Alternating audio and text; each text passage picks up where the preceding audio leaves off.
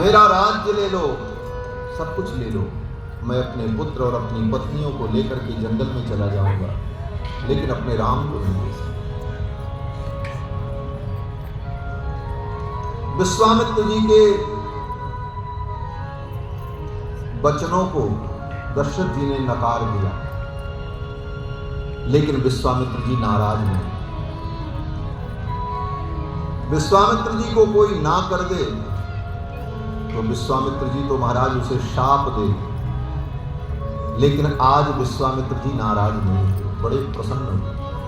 वो स्वामी तुलसीदास जी कहते हैं, सुनिन बगिरा प्रेम रस सानी, सुनिन बगिरा प्रेम रस सानी, हृदय हरस माना मुनि ज्ञानी, हृदय हरस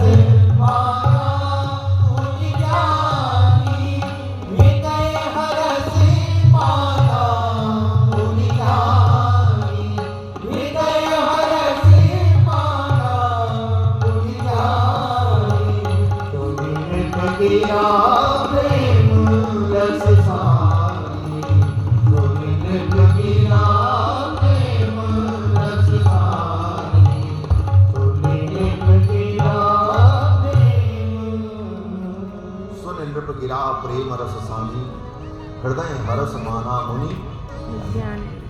विश्वामित्र जी हृदय में हर्षित हुए। वाह, राजन के हृदय में रघुनाथ के प्रति कितना प्रेम है, ये सोचकर विश्वामित्र जी को हर्ष हुआ, प्रसन्न हुआ, नाराज नहीं।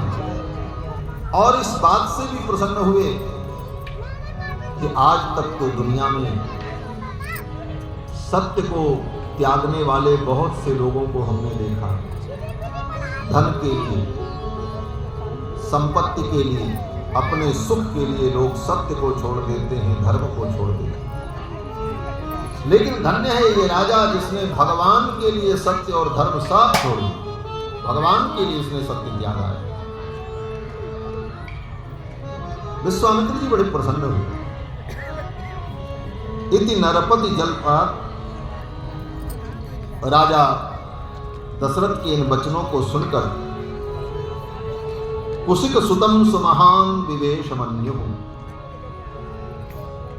विश्वामित्र जी महाराज उठ करके खड़े हो और कहा, राजन ठीक है, अगर आप अपने पुत्र राम को नहीं दे सकते, यदीदं ते क्षमं राजन गमिष्यामि यथागतम्, कोई बात नहीं, अगर आप अपने राम को नहीं दे सकते तो मैं जैसे आया हूं वैसे ही चला जाऊंगा, गमिष्यामि यथागतम्।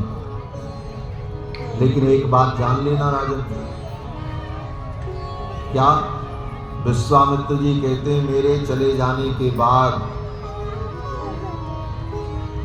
दुनिया यही कहेगी कि रघुवंश में एक राजा हुआ जो ब्राह्मणों के सामने झूठी प्रतिज्ञा करता था, ब्राह्मणों को कहता था आप जो कहोगे मैं करूंगा, और जब करने की बात आ जाए तो पीछे हट जाता। ये कलंक आपके कुल को होगा। मिथ्या प्रतिज्ञा काकुस्थ सुखी भव सुहृद्वृतः, हे राजन तुम मिथ्या प्रतिज्ञ कहलाओगे। आने वाली पीढ़ियां कहेंगी कि जिस रघुवंश में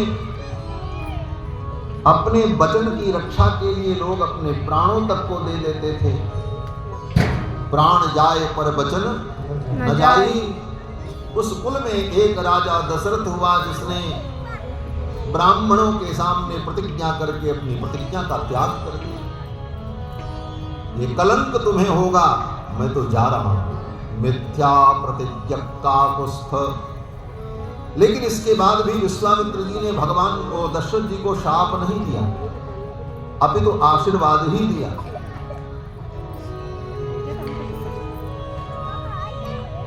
विश्वामित्र जी ने कहा, सुखी भव सुहृद्वृतः, अपने परिवार के सहित रह करके तुम सुखी रहो, मैं आशीर्वाद देता हूं, लेकिन मैं जैसे आया हूं वैसे ही चला जाऊं। गमिष्यामि यथागतम्। और ज्यों ही विश्वामित्र जी ने अपना कमंडलू उठाया, आसन उठाया, तब तक पृथ्वी कांप गई। चचाल वसुधा कृष्णाम देवानाम च भयम महत। वसुधा कांप गई, धरती डोल गई, स्वर्ग में देवता भयभीत हो गए, देवताओं के मुख का तेज क्षीण हो गया। अभी विश्वामित्र जी गए नहीं, अभी तो केवल कमंडल उठाए। चचाल वसुधा कृष्णा देवानाम च भयम महत। क्यों? बोले पृथ्वी इसलिए कांप गई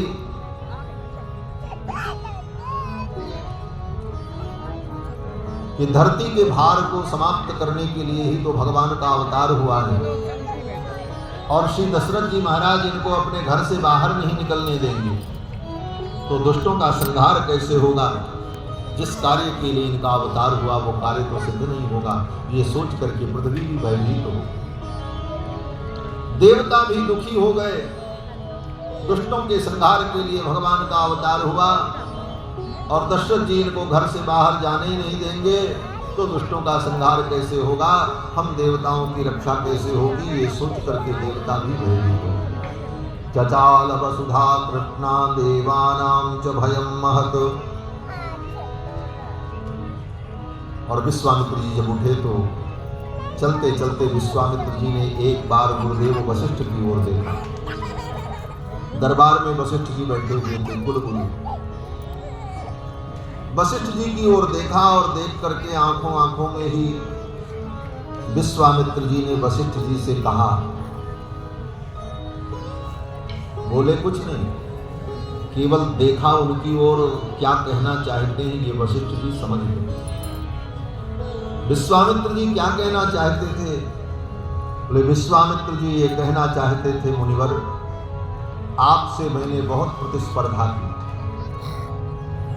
आपसे हमारी वैचारिक लड़ाई वर्षों तक चलती रही और आपके समान बनने के लिए, ब्रह्मर्षि बनने के लिए मैंने कितना संघर्ष किया। ब्रह्मर्षि तो मैं बन गया, लेकिन आज भी मैं आपके समान नहीं हो सका। क्यों? बोले मैं तो ब्रह्मर्षि बना, लेकिन आप तो ब्रह्म के गुरु बन गए, ब्रह्म को, परमात्मा को ही अपना शिष्य बना लिया। अभी भी मैं आपके समकक्ष नहीं हो सका। हे मुनिवर, आज ये विश्वामित्र आपसे याचना करता है। जो सुख आपने अनुभव किया इन ब्रह्म को प्राप्त करके, इनको अपनी गोद में खिला करके, इनका लाड करके, यह सुख मुझे भी प्राप्त हो और यह सुख अब आपकी ही कृपा से मुझे प्राप्त होगा।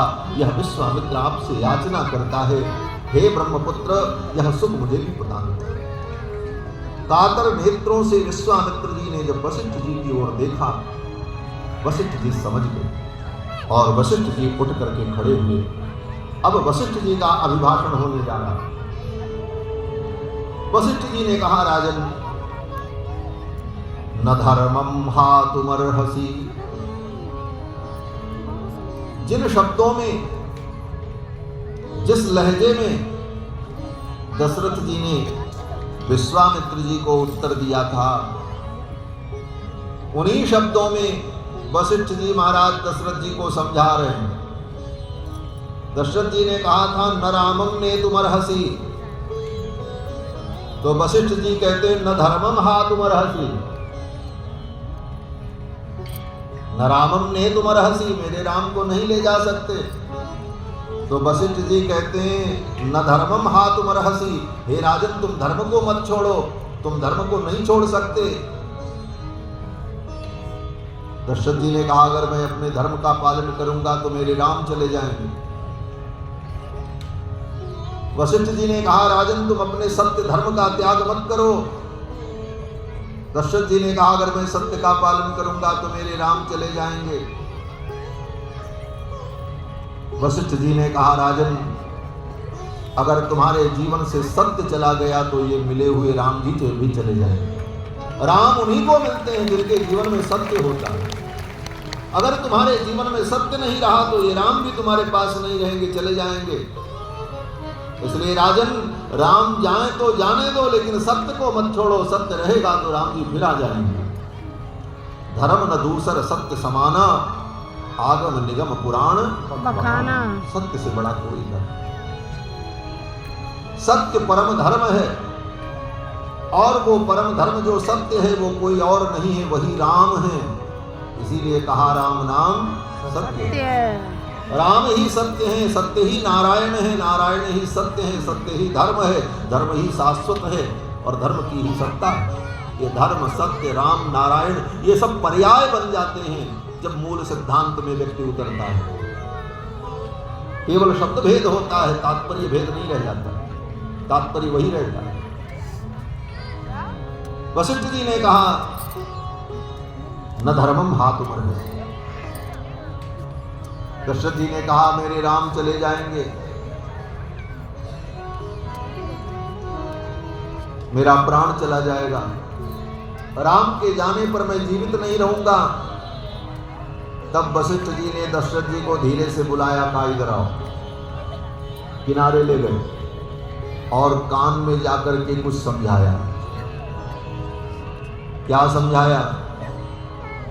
वशिष्ठ जी ने कहा कि तेषां निग्रहणे सक्तः स्वयं च कुशिकात्मजः। हे राजन, उन असुरों का संहार करने में विश्वामित्र जी स्वयं समर्थ हैं। ऐसा नहीं है कि वो समर्थ नहीं है इसलिए आपके पास आए हैं। तेषां निग्रहणे सक्तः, उन असुरों का संहार करने में विश्वामित्र जी स्वयं समर्थ हैं। तो दशरथ जी ने कहा फिर मेरे राम को मांगने क्यों आए? तब वशिष्ठ जी ने कहा तव पुत्र हितार्थाय, तुम्हारे पुत्रों का हित करने के लिए आए। क्या हित करेंगे मेरे पुत्रों का? तो वशिष्ठ